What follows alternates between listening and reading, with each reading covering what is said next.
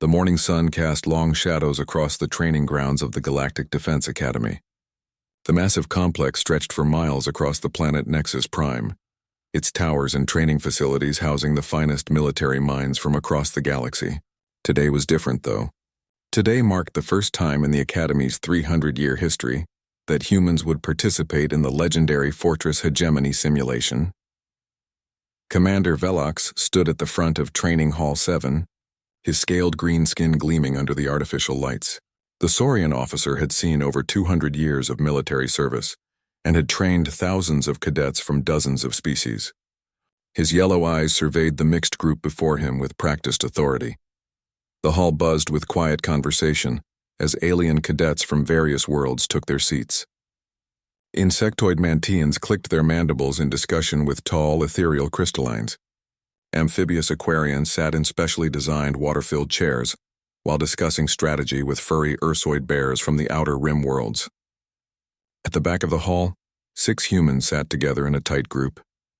Jake Morrison shifted in his seat and looked around at his fellow human cadets. At 24, he was the oldest of the group and had been selected to lead the human team. His square jaw and serious brown eyes reflected his background as a former Earth Marine. Next to him sat Emma Rodriguez, a small woman with quick dark eyes and calloused hands from years working with explosives. Her mind was already working through tactical possibilities. Mike Thompson cracked his knuckles and stretched his broad shoulders. The big man from Texas had always been good with heavy weapons and had volunteered for the exchange program to test himself against alien military technology. Lisa Johnson sat quietly typing on her portable computer, her fingers dancing across the keys as she analyzed the Academy's network systems out of habit. Danny Walsh looked barely old enough to be in the military, but his innocent face hid years of experience as a scout and reconnaissance specialist. Amy Chen completed the human team, her medical background and knowledge of biochemistry making her invaluable for any mission requiring scientific expertise. Commander Velox raised his clawed hand for silence. The hall immediately quieted as all attention focused on the imposing reptilian figure. "Cadets," Velox began, his voice carrying the authority of centuries. "Today you will attempt the Fortress Hegemony simulation. This exercise has been used to train elite military officers for over 3 centuries. It is not merely a test of your tactical knowledge, but a measure of your patience, strategic thinking, and ability to manage resources over extended campaigns." A holographic display materialized above Velox's head, showing a massive fortress complex surrounded by multiple defensive rings. The structure was enormous, with towering walls, energy shields, and automated weapon systems visible even in the simplified display. "The Caridian Fortress," Velox continued, "represents the pinnacle of defensive engineering. In actual galactic history, this fortress withstood siege for over 400 years before finally falling. The simulation version incorporates advanced artificial intelligence, adaptive defenses, and self-repairing systems that make it even more challenging than the original. The display zoomed in to show different sections of the fortress. Massive plasma cannons rotated on automated turrets. Energy shields flickered with rainbow colors as they demonstrated their power. Underground tunnels and hidden passages created a maze within the fortress walls. The current Academy record for completing this simulation stands at 73 years, Velox announced. It was set by a team of cerebral cortexians whose mental processing power is legendary throughout the galaxy. Most teams require between 80 and 120 years to successfully capture the fortress.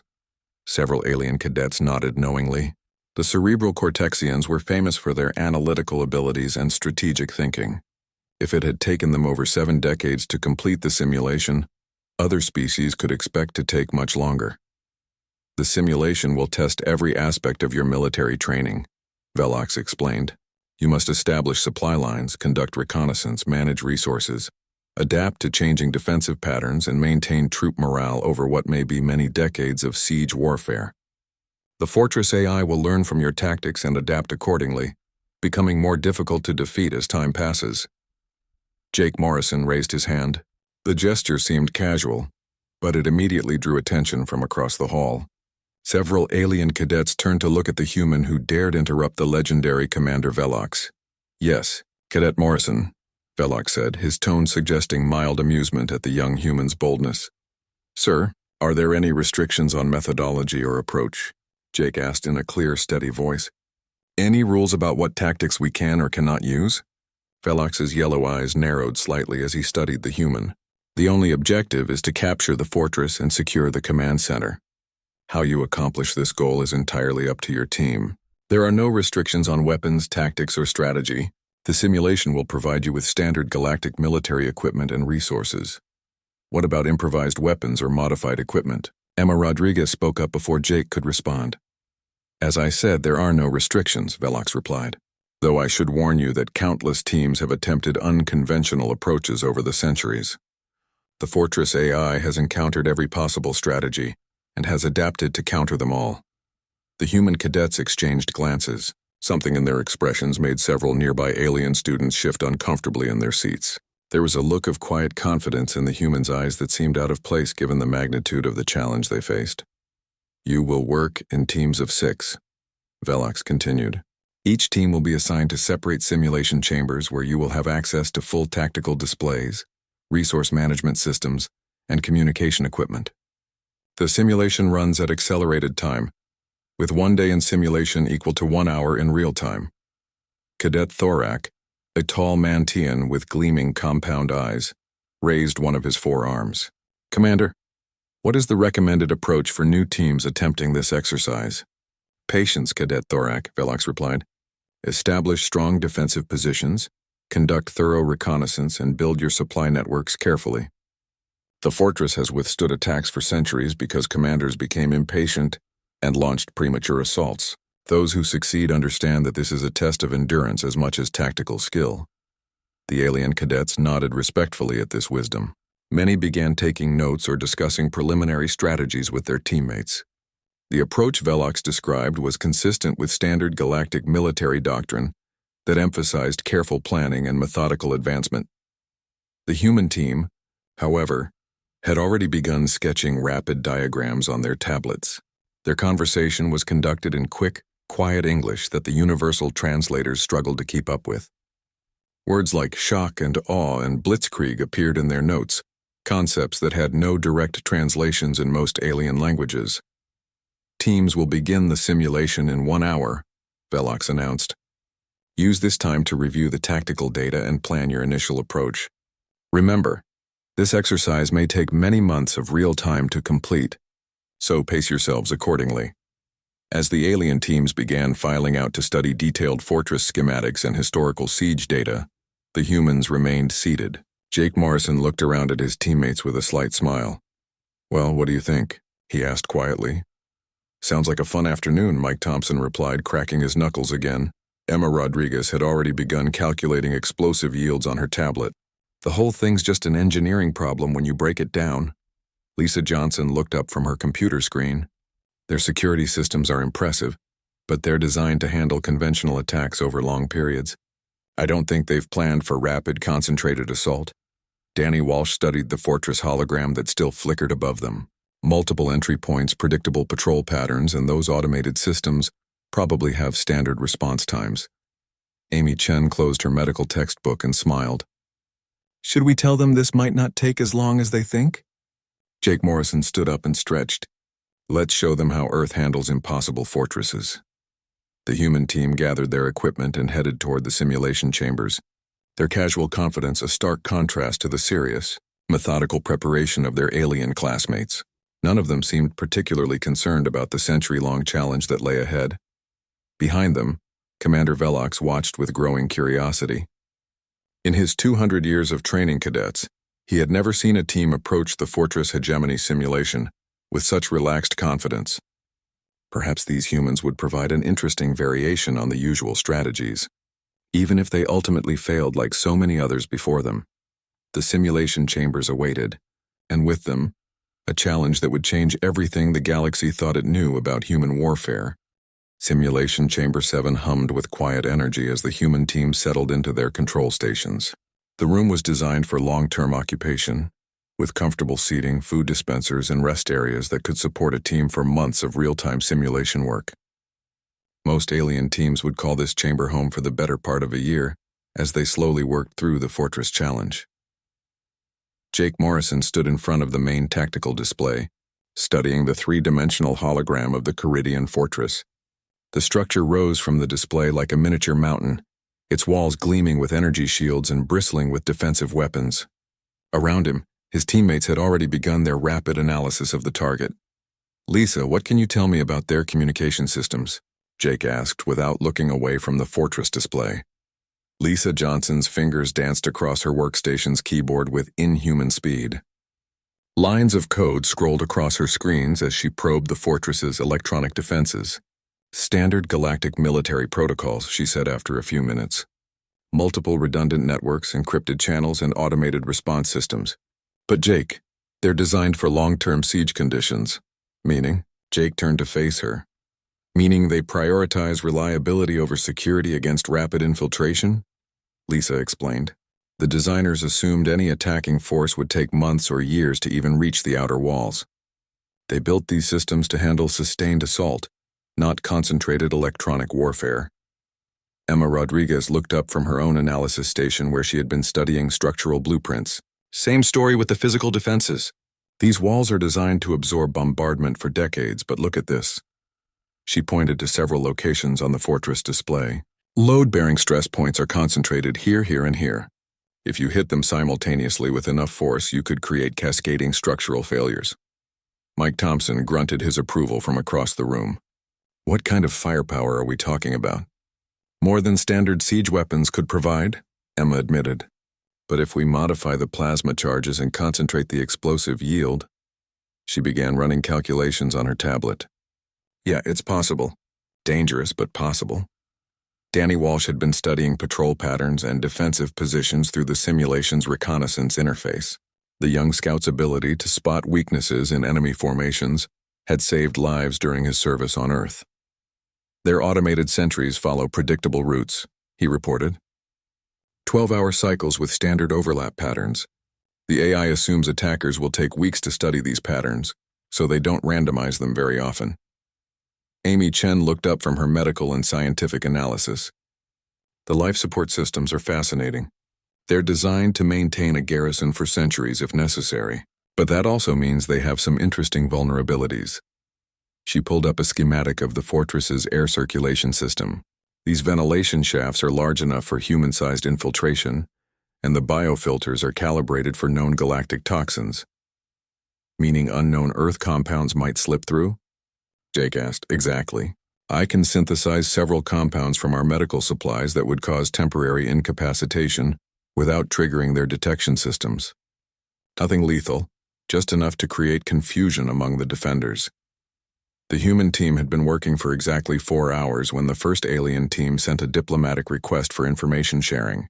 The message appeared on their communication screen from Team Alpha, led by the prestigious Mantian cadet Thorak. "Greetings, human colleagues. Our team wondered if you would be interested in sharing reconnaissance data. We have established preliminary observation posts and begun mapping outer defensive patterns. Perhaps we could coordinate our long-term strategic planning." Jake looked around at his teammates, who were all grinning.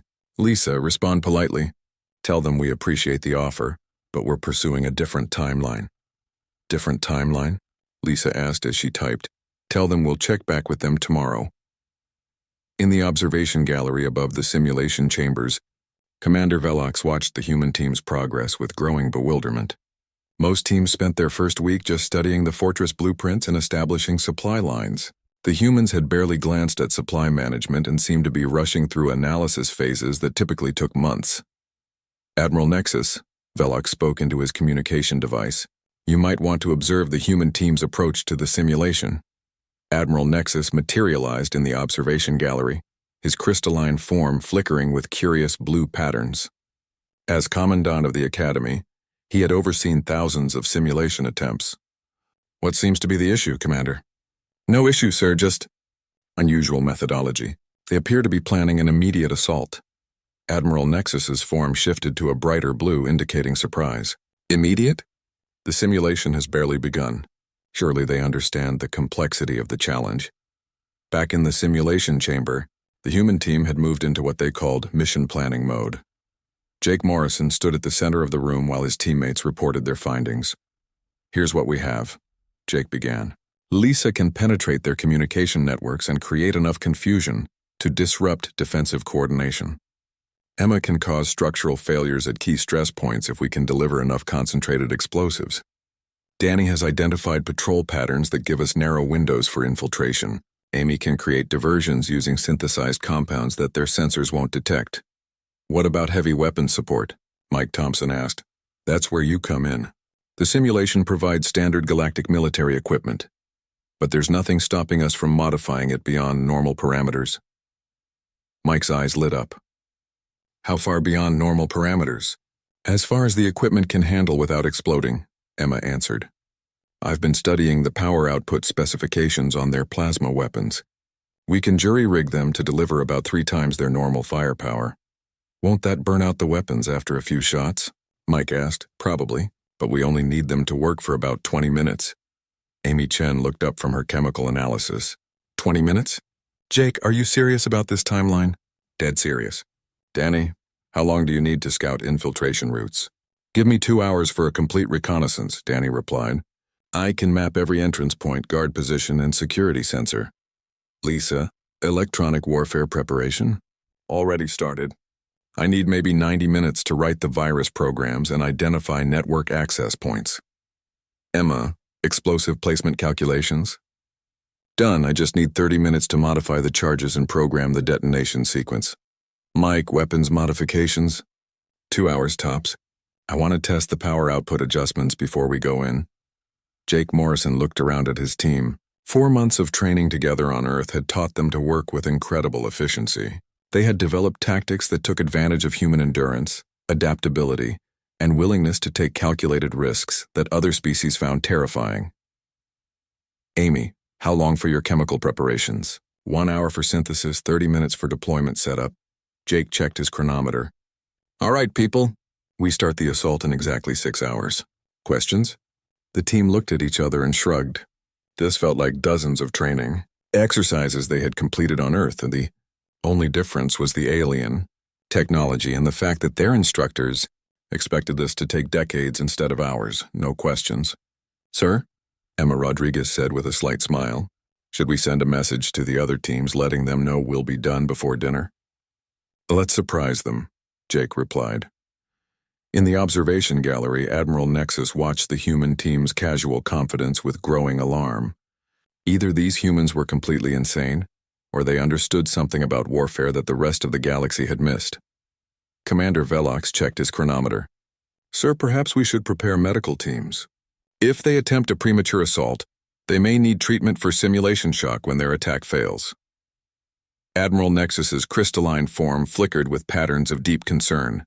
Yes, prepare medical support. And Commander, alert all senior staff. I have a feeling we're about to witness something unprecedented. The human team continued their preparations, unaware that their casual approach to an impossible challenge was about to change galactic military theory forever.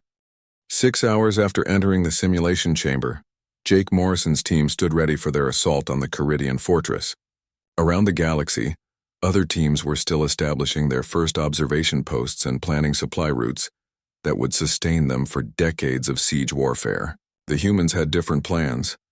Final equipment check, Jake announced. Each team member verified their modified gear one last time. Mike Thompson had successfully jury-rigged the plasma weapons to output triple their normal power, though the weapons would only survive a few shots before burning out completely. Emma Rodriguez had prepared explosive charges with concentrated yields that pushed the limits of safe handling. Lisa Johnson had loaded her systems with virus programs, designed to exploit weaknesses in galactic military networks. Danny Walsh wore lightweight, reconnaissance gear that would allow him to move through the fortress's ventilation systems. Amy Chen carried a pack filled with synthesized compounds that would create chaos among the defenders, without triggering their biological threat sensors. All 6 humans wore modified armor that maximized mobility over protection. Lisa, initiate electronic warfare in 3 minutes, Jake ordered. Danny, begin infiltration as soon as the communication networks start failing. Emma, explosive placement begins the moment Danny confirms his position. Mike, cover fire as needed. Amy, deploy chemical agents on my signal. The team moved with practiced efficiency toward the simulation's deployment area. In the observation gallery above, Every senior instructor in the academy had gathered to watch. Word had spread quickly that the humans were attempting something unprecedented. Commander Velox stood next to Admiral Nexus, both watching the tactical display with growing amazement. "Sir, they're actually going to attempt a direct assault on the main fortress. Without siege engines, without established supply lines, without any of the preliminary preparations that military doctrine requires. I can see that." "Commander," Admiral Nexus replied, his crystalline form flickering with nervous energy. "The question is whether we're about to witness brilliant innovation or spectacular failure." Professor Quilon, the Academy's military historian, joined them at the observation window. The amphibious Aquarian had studied warfare for over 3 centuries and had never seen anything like the human approach. "This contradicts every principle of siege warfare developed over the last 2,000 years, he said quietly. The simulation timer showed exactly 6 hours since the exercise began. For comparison, most teams hadn't even finished their initial reconnaissance by this point. The humans were about to launch a full-scale assault. "Initiate electronic warfare," Jake commanded. Lisa Johnson's fingers flew across her keyboard as she launched her cyber attack against the fortress's communication systems. Lines of code streamed across her screens as the virus programs she had written began infiltrating the fortress's networks. Within seconds, defensive systems that had operated flawlessly for simulated centuries began experiencing cascading errors. The fortress's automated sentries started receiving conflicting orders. Communication channels between defensive positions became flooded with false data. The AI systems that coordinated the fortress's defenses suddenly found themselves unable to distinguish between real threats and phantom signals. "Network penetration successful," Lisa reported. "Their communication systems are experiencing total chaos. Defensive coordination is down by 70% and falling." "Danny, you're clear for infiltration," Jake ordered. Danny Walsh sprinted toward the fortress walls with inhuman speed and endurance. Where alien species would need vehicles or mechanical assistance to cover the distance, the young human scout relied on natural stamina that could sustain maximum effort for hours. He reached the outer wall in minutes and immediately began scaling the vertical surface using climbing gear that took advantage of human agility. In the observation gallery, alien instructors watched in amazement as Danny moved through defensive zones that should have been impossible to cross undetected. His small size and rapid movement patterns confused automated sensors designed to track larger, slower alien species. "How is he moving so fast?" asked Cadet Thorak, who had joined the observers. "And why haven't the defensive systems detected him?" "Human physiology," Professor Quilon explained with growing fascination. "Their endurance and agility exceed our standard parameters. The fortress's sensors are calibrated for known galactic species patterns." Danny reached the fortress's ventilation system and began his infiltration. The shafts were large enough to accommodate maintenance by various alien species, but they had never been designed as defensive weak points.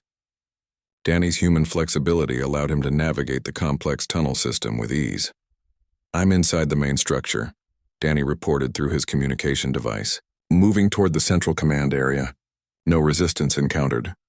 Emma Rodriguez had been waiting for this confirmation. She immediately began her approach to the fortress's outer walls, carrying explosive charges that contained more destructive power than most alien species would dare handle. Her background in demolitions had taught her to work with dangerous materials that other species considered too risky for field use.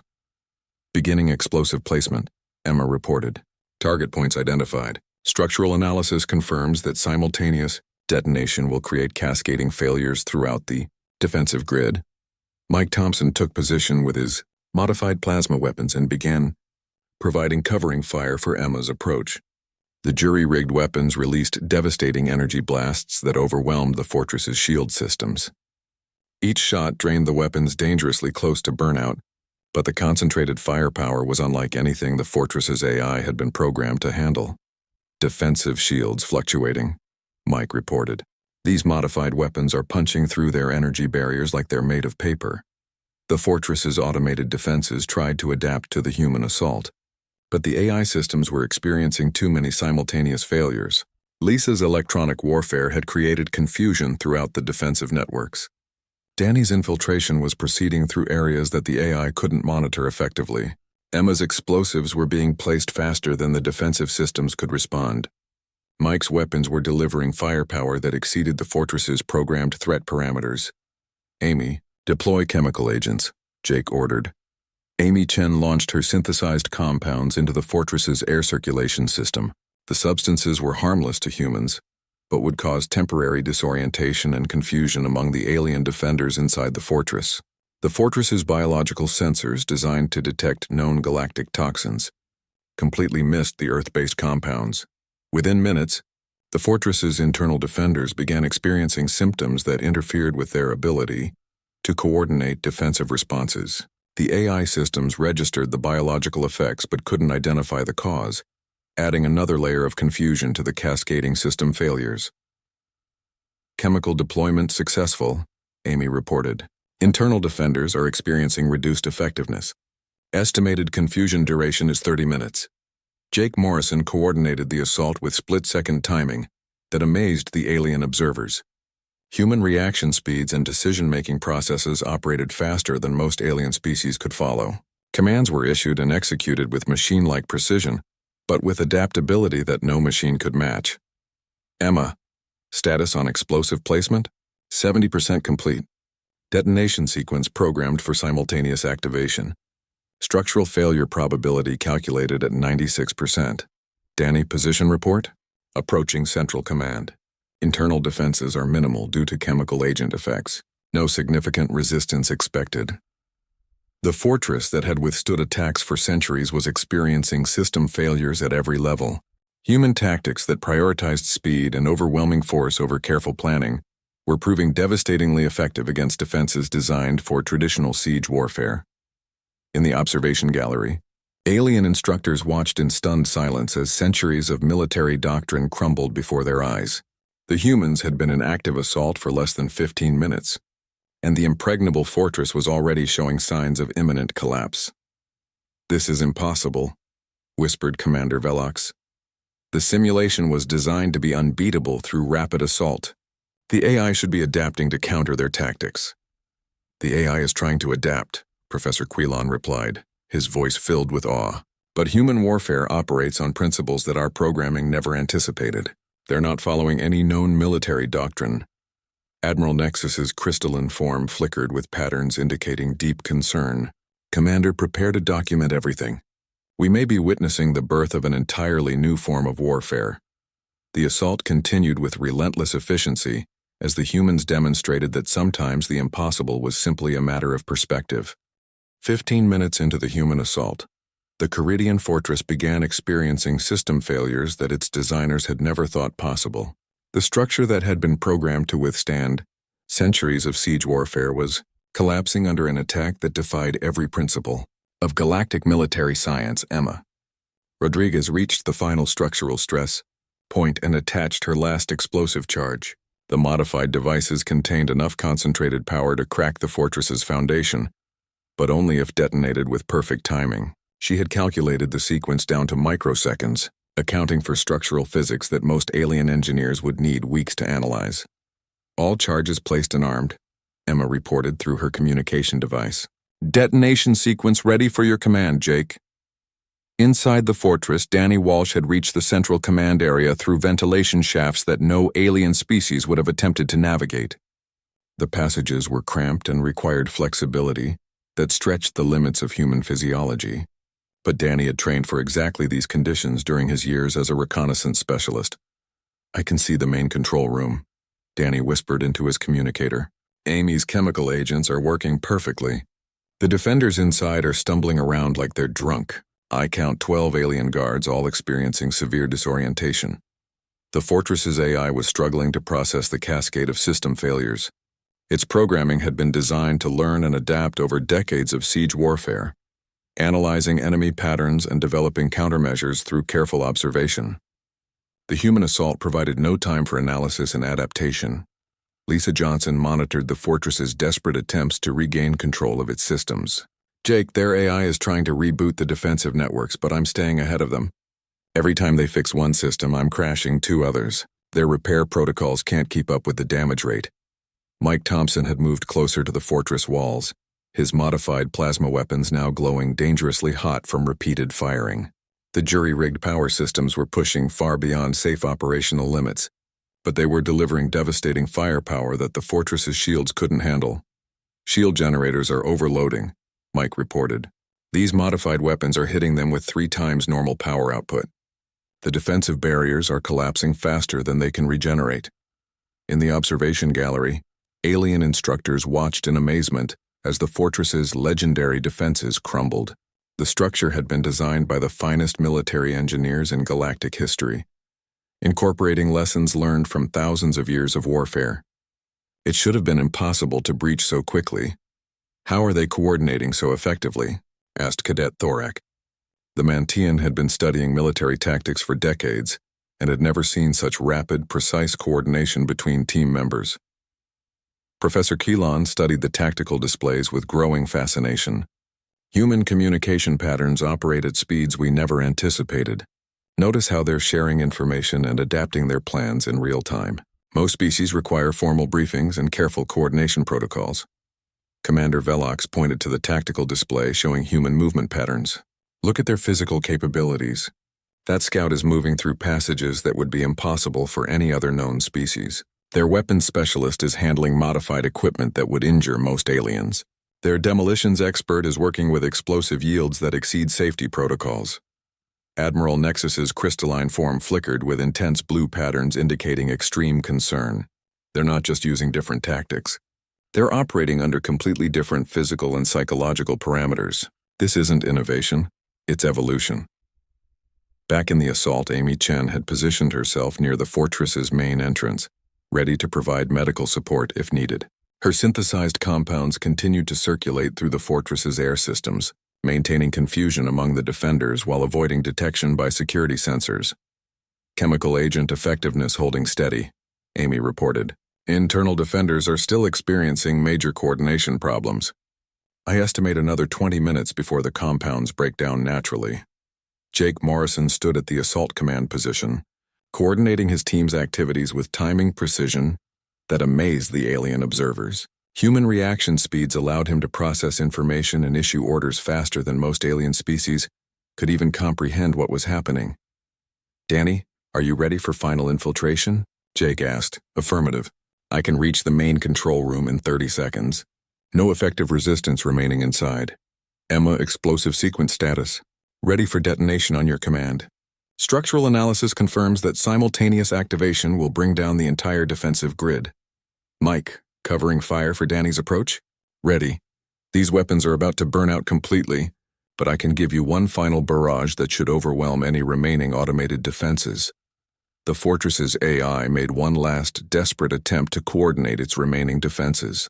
Automated systems that had operated flawlessly for simulated centuries began targeting the human assault team with everything available. Plasma cannons swiveled toward Mike Thompson's position. Internal security systems focused on Danny Walsh's location. Emergency protocols activated backup defensive measures. But the human team had anticipated this final defensive surge. Lisa Johnson's electronic warfare immediately countered the AI's coordination attempts, sending false targeting data to the automated weapons. Emma Rodriguez triggered her explosive charges at the exact moment when the fortress committed its remaining power to offensive systems. The explosions were perfectly timed and positioned. Emma's calculations had identified the precise structural points where concentrated force would create cascading failures throughout the fortress's defensive grid.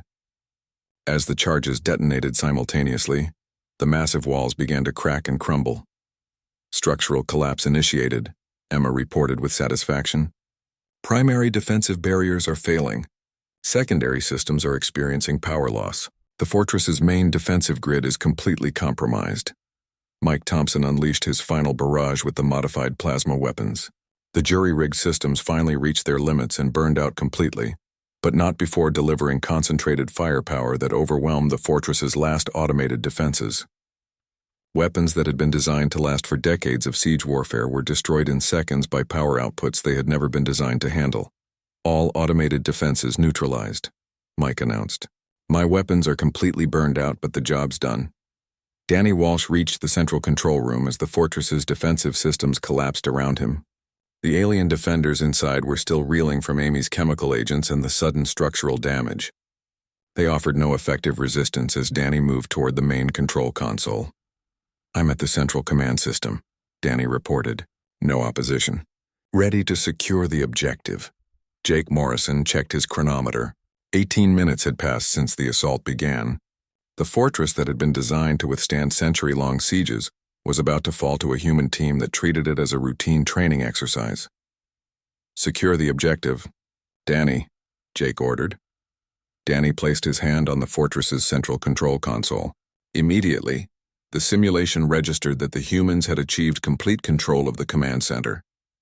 The objective that had challenged the galaxy's finest military minds for centuries had been accomplished in less than 20 minutes.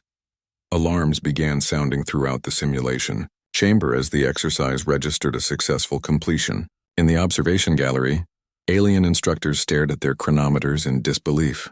The impossible had just happened, and none of them understood how. "Simulation complete," the automated system announced. "Objective achieved. Total elapsed time, 18 minutes 47 seconds. In the stunned silence that followed, Jake Morrison looked around at his teammates and smiled. "Good work, everyone. That was actually easier than the training exercise we did last month on Mars." The human team began collecting their equipment with casual efficiency, completely unaware that they had just revolutionized galactic military theory. To them, it had been just another day at the office. The simulation chamber fell silent as the final alarm stopped sounding. For the first time in 3 centuries, the Caridian Fortress simulation had been completed, and the victory had taken exactly 19 minutes and 47 seconds.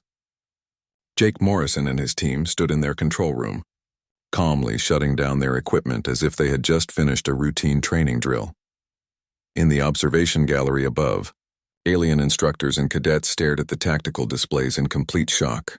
The fortress that had challenged military minds for generations lay in virtual ruins, its defenses shattered by tactics that defied everything they understood about warfare. Admiral Nexus's crystalline form flickered rapidly through color patterns that indicated extreme distress. His voice, normally calm and authoritative, carried a tremor of disbelief. "Commander Velox, verify those chronometer readings immediately." Commander Velox checked his instruments 3 times before responding. "Confirmed, sir." Total simulation time was 19 minutes and 47 seconds. The human team achieved complete victory in under 20 minutes. Professor Keelan, the Academy's military historian, had been frantically taking notes throughout the assault. His amphibious hands shook as he tried to process what he had witnessed. "This changes everything we know about siege warfare. 3,000 years of military doctrine just became obsolete." Cadet Thorak, the Mantian who held the previous Academy record for tactical excellence, stared at the human team through the observation window. His compound eyes reflected a mixture of amazement and fear. "How is such speed possible?" "We studied tactics for decades before attempting complex operations." The answer came from an unexpected source.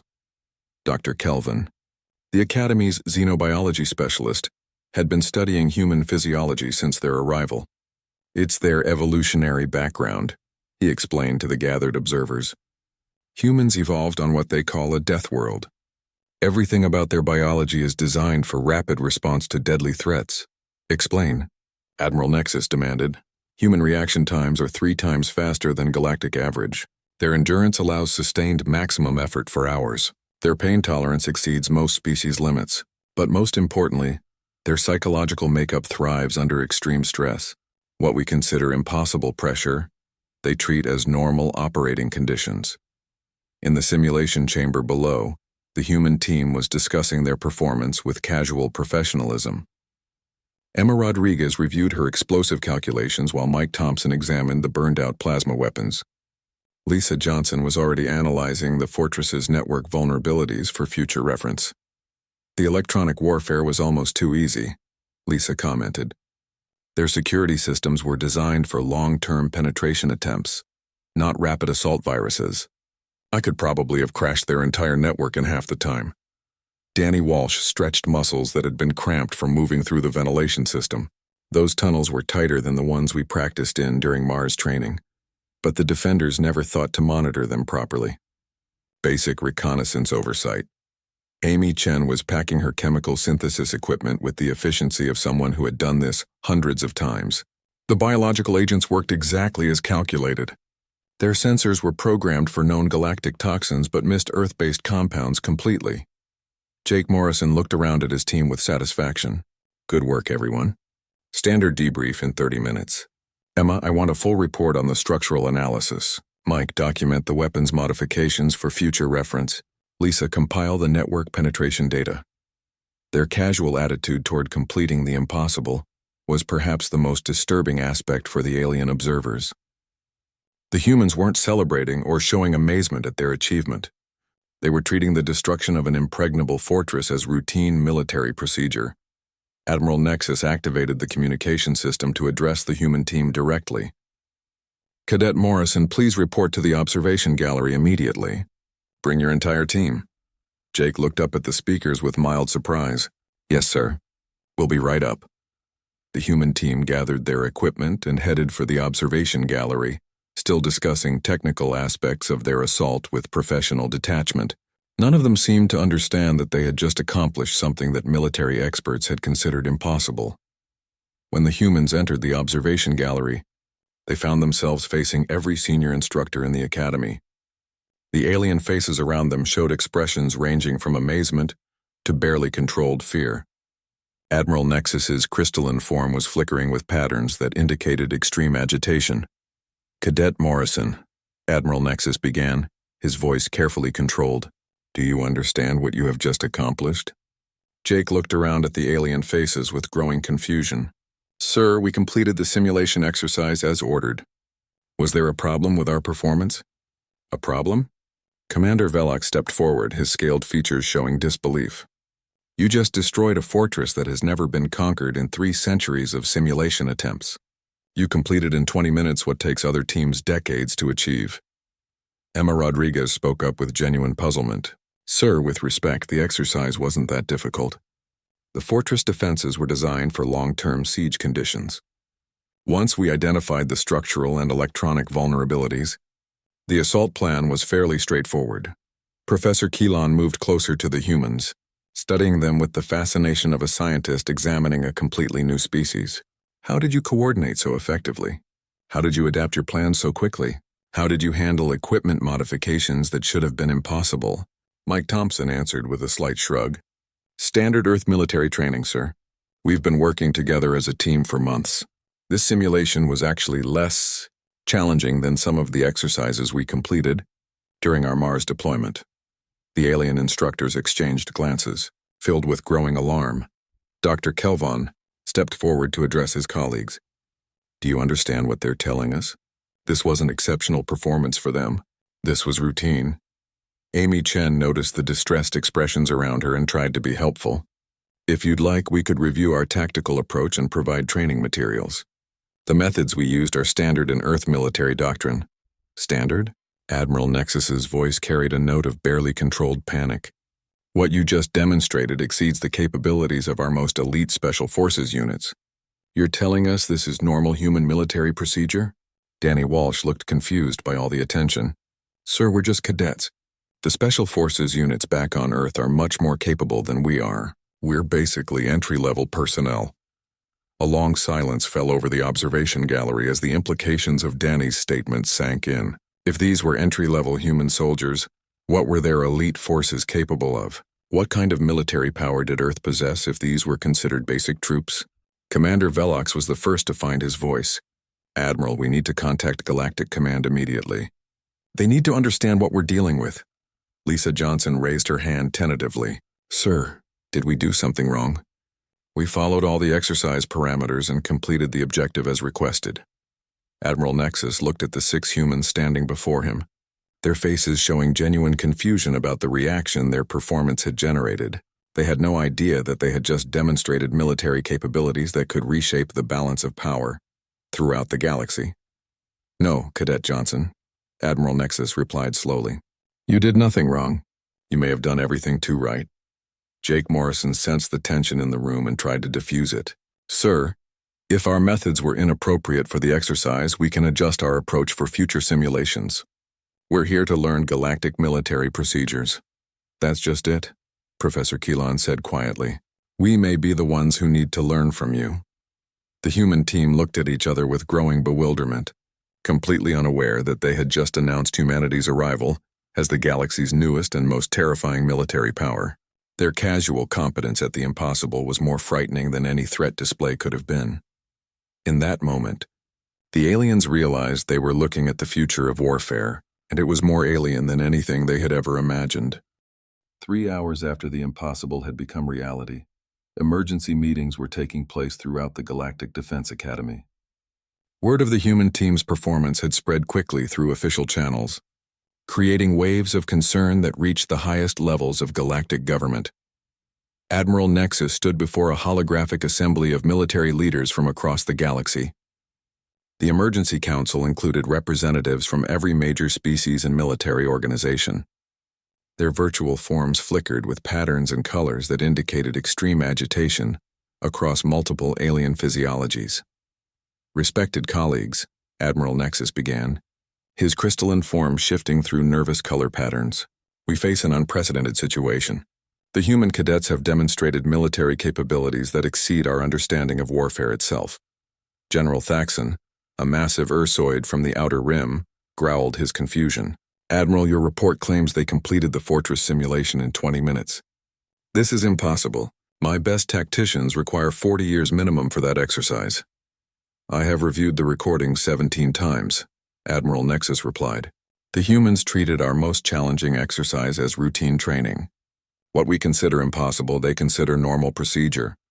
Fleet Commander Zephyr, an ethereal crystalline like the Admiral, flickered with deep blue concern patterns.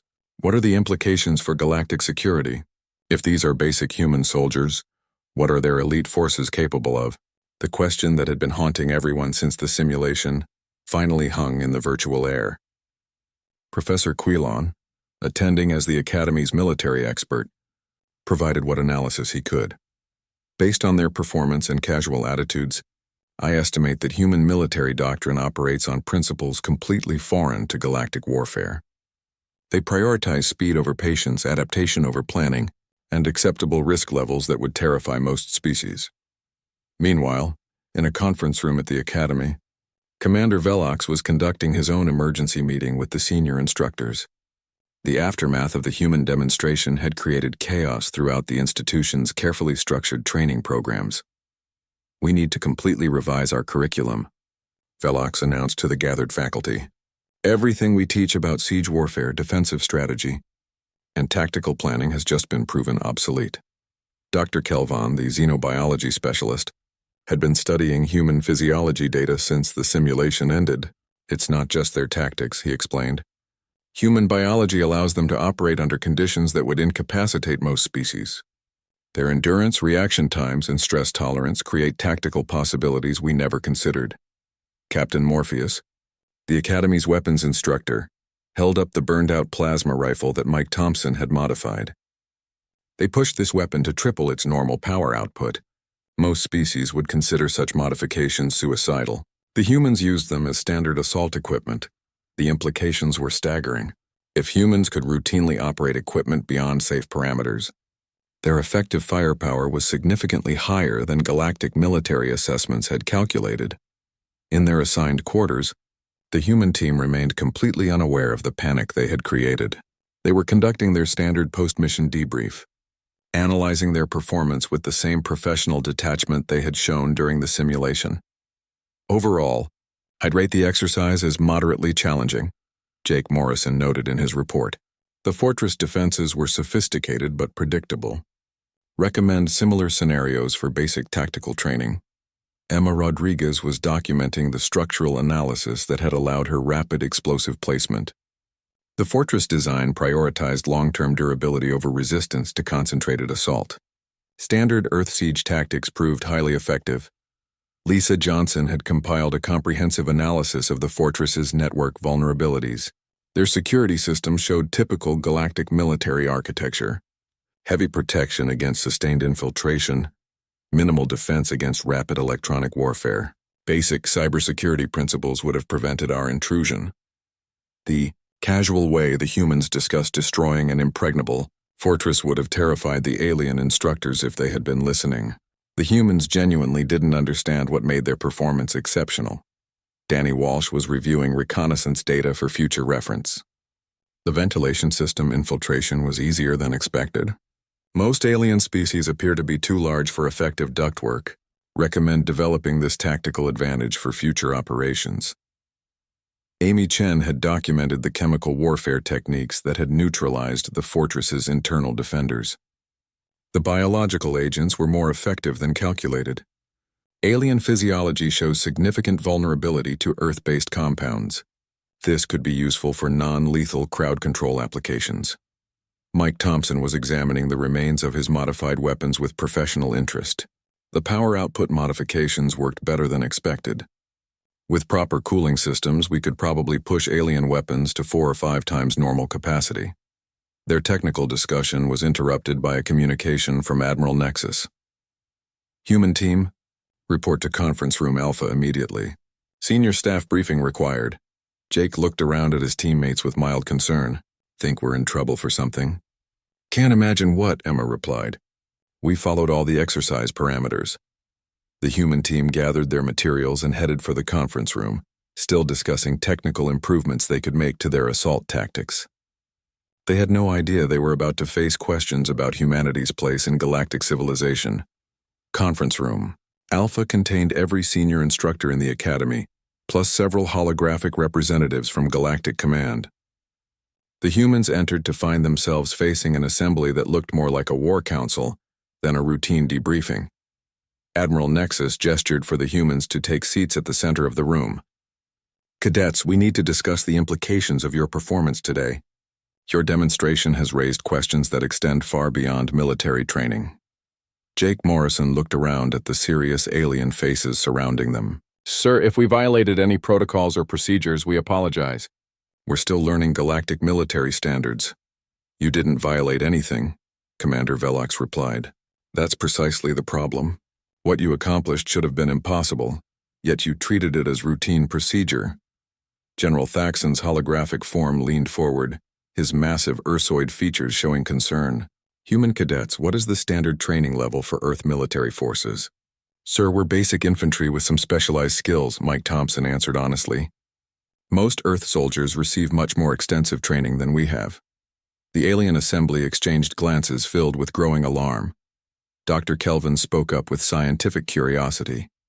What percentage of Earth's population receives military training? About 12% serve in active military roles, Amy Chen replied. But most of the population receives basic combat training through civilian programs. It's considered normal education. The implications hit the alien assembly like a physical blow.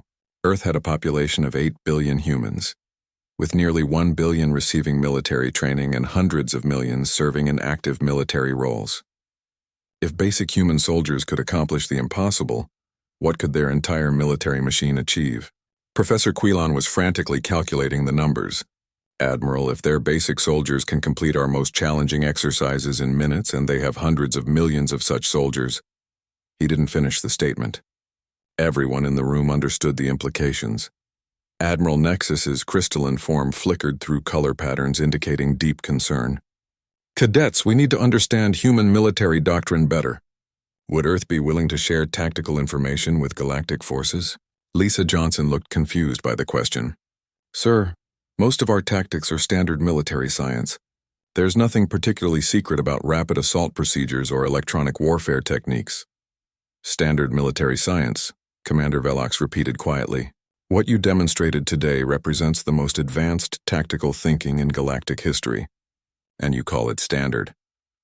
The human team finally began to understand that their performance had created something more than academic interest. Jake Morrison spoke carefully. Sir, are you concerned about human military capabilities? Admiral Nexus considered his words carefully before responding. Cadet Morrison, we're concerned about the implications of those capabilities for galactic stability. What you've demonstrated suggests that human warfare operates on principles that make traditional military planning obsolete. Emma Rodriguez tried to be reassuring. Sir, Earth has no aggressive intentions toward galactic civilization. We're here to learn and contribute to galactic defense. We understand that, Admiral Nexus replied. But the galaxy is going to need time to adjust to the reality of human military power. What you've shown us today changes everything. The meeting continued for hours as alien military leaders tried to understand the new reality they faced. Humanity had arrived in galactic civilization not as junior partners, but as a force that could revolutionize warfare itself. Outside the conference room, word was already spreading throughout the galaxy. The age of traditional military doctrine was ending, and the age of human warfare was about to begin. The only question was whether galactic civilization could adapt fast enough to survive the change. In their quarters that night, the human team discussed the day's events with growing understanding of their impact. They had come to the academy to learn about galactic military procedures. Instead, they had taught the galaxy that human procedures might be the future of warfare itself. The impossible had become routine, and the galaxy would never be the same.